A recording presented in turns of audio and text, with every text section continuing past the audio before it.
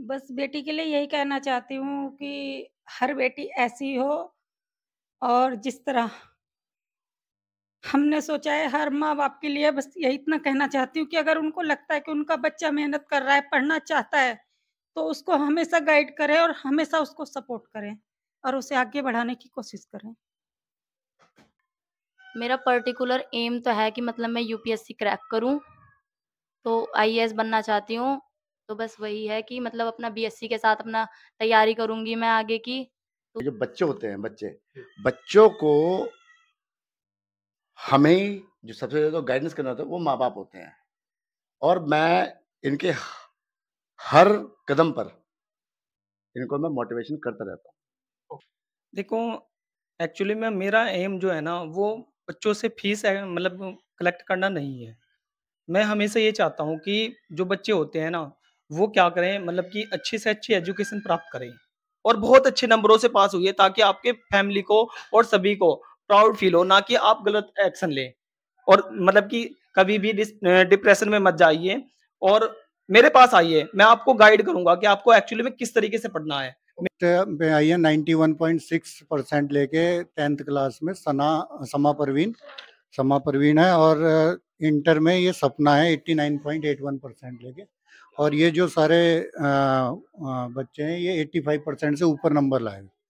तो इसमें यह है कि हाई स्कूल में तो सबके कॉमन सब्जेक्ट रहते हैं, लेकिन इंटर में जो ये विज्ञान वर्ग से है सपना, इसने बढ़िया मेहनत करी है समा प्रवीण, जिसका 91.6% नंबर आए, फर्स्ट पोजीशन आई 10वीं में पूरे विद्यालय में।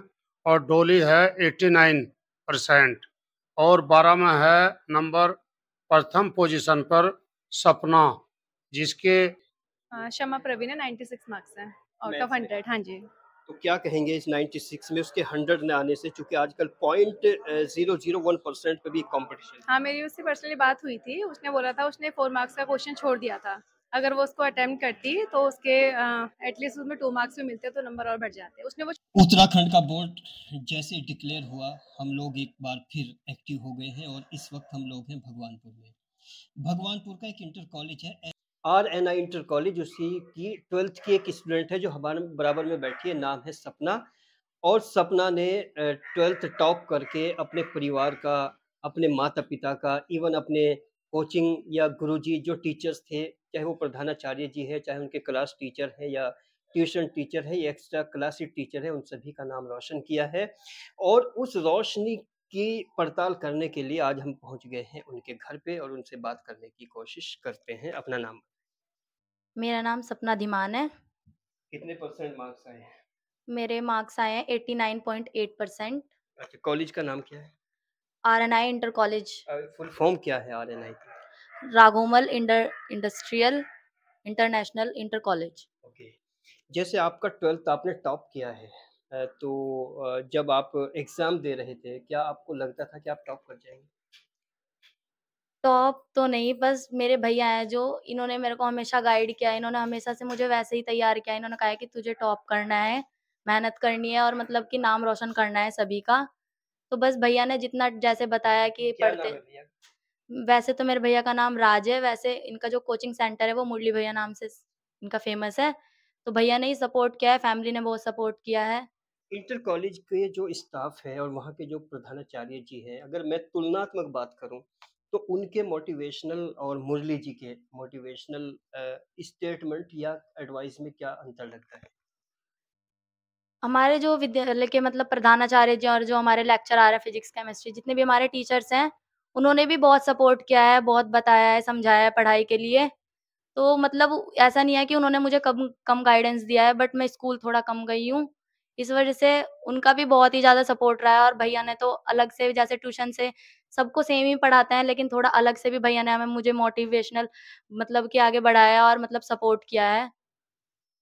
अच्छा, जैसे अभी अगर 1 दशक या 2 दशक पहली बात की जाए तो उस वक़्त लड़कियाँ मैथ्स लेते हुए डरती थी। अभी आपने मैथ्स में टॉप किया है, तो क्या आपको मैथ्स डिफ़िकल्ट नहीं लगा या इंटरेस्टिंग सब्जेक्ट लगा है? मैथ्स मेरा जब 10th बोर्ड था तब भी मतलब मैथ्स में काफ़ी अच्छे मार्क्स आए थे। तो फिर मतलब कि इंटरेस्टिंग है, मैथ्स अच्छा लगता है मेरे को। भैया ने मेरे को कहा कि मतलब मैथ्स लो ज़्यादा अच्छा रहेगा, तो इस वजह से मैंने मैथ्स से ही मैं 12th ये किया। आपका इंटरेस्ट था या मोटिवेशन था मैथ्स लेने के पीछे? इंटरेस्ट भी था और कुछ मतलब ऐसे भी ले लिया था, भैया ने बताया था, तो इंटरेस्ट तो बहुत था। मतलब मैथ है, मेरे को अच्छा लगता है मैथ्स करना। मेरा एक तरह से मतलब कि फ़ेवरेट सब्जेक्ट है मैथ, तो इस वजह से मैंने मैथ चूज़ किया था। 12th के बाद अब एडमिशन कहाँ लेना चाहोगे? 12th के बाद हम एडमिशन अब बीएससी में लेंगे। फिर उसके बाद मतलब बीएससी के साथ अपना जो तैयारी करेंगे गवर्नमेंट जॉब की, तो बीएससी के साथ करेंगे। रुड़की में लेंगे एडमिशन केएलडीएवी में। अब पर्टिकुलर एम क्या रहा है, जो आपका एक मन है कि मुझे यही करना है? मेरा पर्टिकुलर एम तो है कि मतलब मैं यूपीएससी क्रैक करूँ, तो आईएएस बनना चाहती हूँ। तो बस वही है कि मतलब अपना बीएससी के साथ अपना तैयारी करूँगी मैं आगे की, तो उस तरह से ही मेरे को मतलब सपोर्ट मिलता रहेगा। ये बात आपको, ये इंस्पिरेशन आपको कहाँ से मिली कि आपको आईएएस, पीसीएस बनना चाहिए या बनने की कोशिश करनी चाहिए? मैं मतलब कि स्टार्टिंग से पहले मेरा एम था कि मैं आईपीएस ऑफिसर बनूँ। जब मैं 6th क्लास में थी, 6th-7th में थी, तो मतलब जब मैं देखती थी वीडियोज़ वगैरह भी और मतलब टीवी वगैरह पे देखती थी सबको, क्या मतलब इनकी वर्दी है, अच्छा लगता है, पुलिस बनना अच्छा लगता था। उसके बाद फिर बाद में जैसे 10th हुआ, 12th हुआ, भैया हैं जैसे कि बहुत सपोर्ट भैया ने किया है, फैमिली के बाद भैया ने बहुत सपोर्ट किया है। भैया ने ही बताया कि हाँ, मतलब जिस हिसाब से मैं पढ़ती हूँ, तो उस हिसाब से मुझे यूपीएससी की तैयारी करनी चाहिए। जैसे मेरा एम भी आईपीएस ऑफिसर बनना है। पापा जी क्या करते मेरे पापा जी सुपरवाइज़र हैं कंपनी में, हैं? और मम्मी? मम्मी हाउसवाइफ़ हैं। अच्छा, उनसे भी बात करते हैं। अपना नाम बताइए। अजय अजय कुमार जी। बेटी ने भगवानपुर का एक गवर्नमेंट इंटर कॉलेज टॉप किया है। तो जैसे आपके साथी हैं, आपके कलीग्स हैं, आसपास के लोग हैं, जो भी सुन रहे हैं आपको, एज़ अ फादर क्या संदेश देना चाहते हैं? मेरा तो यही संदेश रहेगा कि हर माँ-बाप को, चाहे बेटी हो, चाहे बेटा हो, उन्हें जहाँ तक उनकी इच्छा हो, पढ़ाना चाहिए और वो जिस चीज़ को हासिल करना चाहते हैं, उसके अंदर उसे सहयोग देना चाहिए। क्या आपको लगता था कि आपकी बेटी 12th टॉप कर जाएगी, वो भी मैथ्स में? जी हाँ, किस बेस पे लगता था? पढ़ती है, शुरू से ही स्टार्टिंग से, हुँ। मालूम है मुझे। अच्छा, सेल्फ स्टडी करती है तो आप भी कोई किसी तरह की डायरेक्शन दे देते हैं? बहुत मसलन कोई एग्ज़ाम्पल, किस तरह से, किस कदम पे आप कोई कभी समझाते हैं, जैसे बच्ची है, आपको कभी कोई काउंसलिंग करते हैं, कभी कोई किसी तरह की एडवाइस, सजेशन कब-कब देते हैं, किस मौके पे देते हैं, ताकि जो लोग आपको सुन रहे हैं, वो आपसे कुछ प्रेरणा लें? अब जैसे मेरी बेटी भी पढ़ रही थी अभी, तो मुझे मालूम था कि मेरी बेटी, क्योंकि मैं तो पढ़ा ज़्यादा नहीं हूँ, मैं सिर्फ़ हाई स्कूल पास हूँ खाली। हुँ। मगर मैं दुनिया के अंदर मैंने एक चीज़ जो देखी है मैंने, कि जो बच्चे होते हैं बच्चों को हमें ही जो सबसे ज़्यादा गाइडेंस करना होता है, वो माँ-बाप होते हैं। और मैं इनके हर कदम पर इनको मैं मोटिवेशन करता रहता हूँ। भैया ने मुझे हर कदम पे सपोर्ट किया है, मोटिवेट किया है। यानी उनके हर एक शब्द में आपकी direction, motivation, suggestions, advices, everything is included. तो क्या कहना चाहेंगे, इतना जो डेडिकेशन आपने दिया है, just like a teacher to the student, and this is really very beautiful relation. तो इसको आज के 21st सेंचुरी, जहाँ भौतिकवादिता की आंधियाँ चली हुई है, टीचर जो है अपने स्वार्थ के लिए हैं, सिर्फ वो पैसे के लिए काम करते हैं, लेकिन यहाँ जो एक मोटिवेशनल रिलेशन जिसको कहेंगे, तो इसके पीछे आपने किस तरह की एक सोच को डेवलप किया है? देखो, एक्चुअली में मेरा एम जो है ना, वो बच्चों से फीस मतलब कलेक्ट करना नहीं है। मैं हमेशा ये चाहता हूँ कि जो बच्चे होते हैं ना, वो क्या करें, मतलब कि अच्छी से अच्छी एजुकेशन प्राप्त करें और ज़्यादा से ज़्यादा मतलब कि अपने माँ-बापों का नाम रोशन करें, परिवार का नाम रोशन करें, स्कूल का नाम रोशन करें और साथ में हमारा भी नाम रोशन करें। मैं इसी चीज़ में, मेरे यहाँ के अगर आप कोचिंग सेंटर की बात करोगे, तो वहाँ पे फीस बहुत कम है।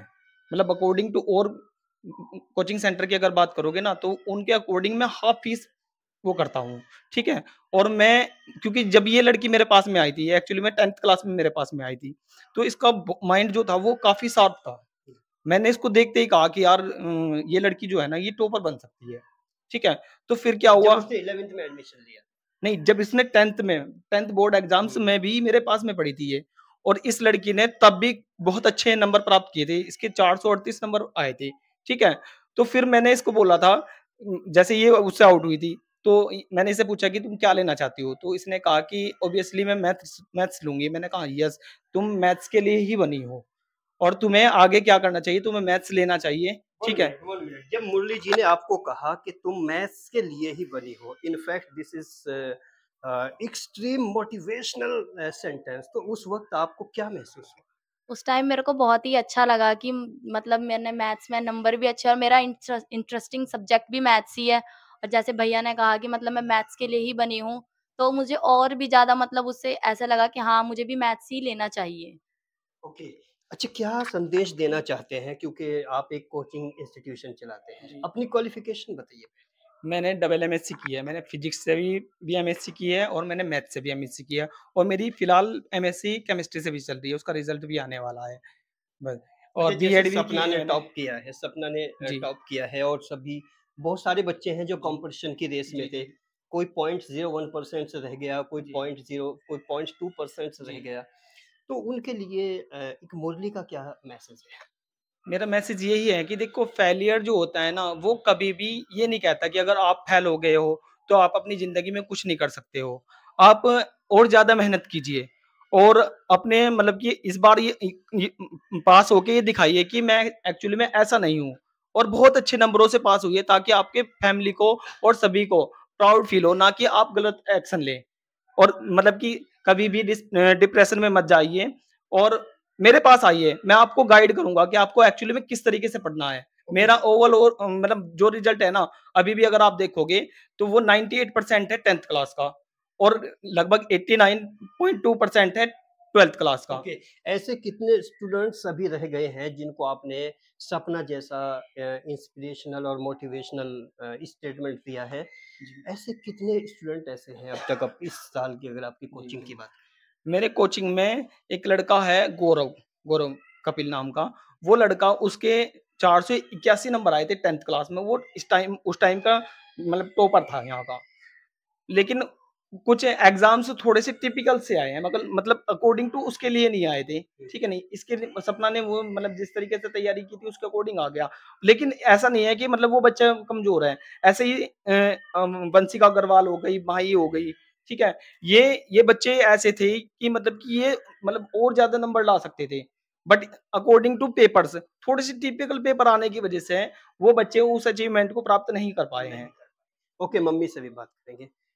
आपकी बेटी ने टॉप किया है, एक लाइन में एज़ अ मदर, मतलब एक माता के रूप में बेटी के लिए क्या कहना चाहिए?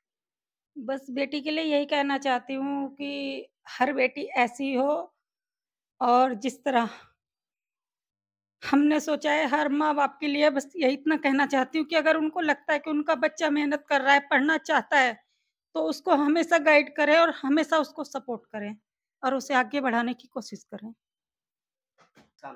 हमको तो बहुत खुशी हो रही है कि इनने टॉप किया है। या अपनी मेहनत से आगे बढ़ने की पूरी अपनी जान तक की लगा दिया। रातों दिन पढ़ाई करी। जब भी मैं घर पे आता था अपने मंदिर से होके सीधा जितने भी चांस लगाता था यहाँ घर के बहन के, तो जब भी हम इसको देखते थे तब भी ये पढ़ते हुए दिखते थे। कभी कदार मैं कोचिंग सेंटर भी चला जाता था, वहाँ पे पढ़ते हुए दिखती थी। 2-2 बजे तक की रातों दिन इनने एक कर दिया। हमारी तरफ से सबसे ज़्यादा हमको खुशी यही है कि ये नंबर 1 पे आई है। ओके। और अपने दर्शकों को यहाँ पर एक बड़ी अहम बात है जो इनफैक्ट बड़ा सेंटिमेंटली चीज़ों को जनरेट करती है, ये मुरली है। आज के टाइम में जबकि हमने न जाने कितने इंटरव्यूज़ किए हैं, कितने लोगों से मिले हैं, 8-10 हज़ार इंटरव्यूज़ के बाद आज पहला शख्स एक युवा ऐसा मिला है जिसके अंदर एक ऐसा मोटिवेशनल, इंस्पिरेशनल जज़्बा है जो वास्तव में एक किसी भी बच्चे को मोटिवेट करके वो उसको फर्स्ट पोज़ीशन पे ला सकता है। और मोटिवेशन, डायरेक्शन और जितने भी सुझाव होते हैं अगर वो तहे दिल से दिए जाएँ, तो कहीं न कहीं उनके तासुरात, उनके इन्फ्लुएंस वो कहीं न कहीं माइंड पे असर करते हैं और वही वजह है वो जीत की तरफ गामज़न हो ही जाए। और इस समय हम उत्तराखंड के भगवानपुर में हैं, जहाँ पर आर&आई इंटर कॉलेज है। इस इंटर कॉलेज के प्रधानाचार्य जी और यहाँ के कुछ सम्मानित अध्यापक बैठे हुए हैं। उनसे जानने की कोशिश करते हैं कि 10th और 12th का जो रिज़ल्ट रहा है उसकी परफ़ॉर्मेंस क्या रही है? सर, अपना नाम बताएँ। मेरा नाम राजेश कुमार आर्य, प्रधानाचार्य अरन इंटर कॉलेज भगवानपुर। तो यहाँ पर जो परीक्षा हुई है वो पूरे पूर्णता निष्ठा के साथ कराई, ईमानदारी से। बच्चों ने बहुत परिश्रम किया लगन के साथ। हाई स्कूल में जो टॉपर आई है नंबर 1 वो है समा परवीन, जिसका 91.6% नंबर आए। फर्स्ट पोजीशन आई 10वीं में पूरे विद्यालय में। और डोली है 89% और 12 में है नंबर प्रथम पोजीशन पर सपना, जिसके जो अंक आए हैं वो 89.8%। तो ये मान के चलो 90% नंबर इसके हैं। तो दूसरे नंबर पर आई पायल सैनी, इसके हैं 86% 12 में। तो ये 2 पोजीशन है। हमारे यहाँ अनुशासन का सबसे नंबर 1 है। पहला टारगेट हमने डिसिप्लिन और कक्षाओं का जो संचालन किया गया वो बहुत ही, हमारे जो शिक्षक हैं वो समय का ध्यान, क्योंकि जो समय का पाबंद होता है तो वो हमेशा अच्छा ही रहता है। तो अपने कॉलेज का जो रिजल्ट रहा इस वर्ष वो सबसे शानदार रहा, क्योंकि भगवानपुर आर्यन इंटर कॉलेज भगवानपुर का। तो आसपास भी बहुत विद्यालय हैं, तो यहाँ पर बच्चों छात्र छात्राओं की संख्या भी 2500 है। तो दिन प्रतिदिन इस विद्यालय में संख्या भी बहुत अधिक बढ़ती जाती है, इसलिए कि हमारे जो शिक्षक हैं वो समय पर और निष्ठा के साथ जो और समर्पण के साथ अपने कार्यों को अंजाम देते हैं। मैडम अपना नाम। मैं आराधना, प्रवक्ता भूगोल आर्यन इंटर कॉलेज से। जो अभी टॉपर्स का नाम लिया है प्रधानाचार्य जी ने, तो उनकी जो परफॉर्मेंस है वो यहाँ पर टीचर्स, एज अ टीचर अगर मैं बात करूँ तो क्या रही आप लोग?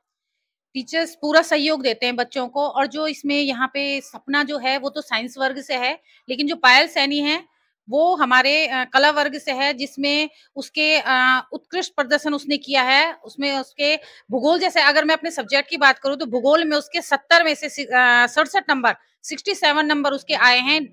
100 में से 97% ला करके उसने पूरे विद्यालय में भूगोल सब्जेक्ट में उपलब्धि हासिल की है। ये भूगोल के अगर गार्जियंस आपको सुन रहे हैं, जो पेरेंट्स अभिभावक हैं, तो इतने मार्क्स आने में एक विशेष बात क्या रहती है टीचर की और बच्चे की?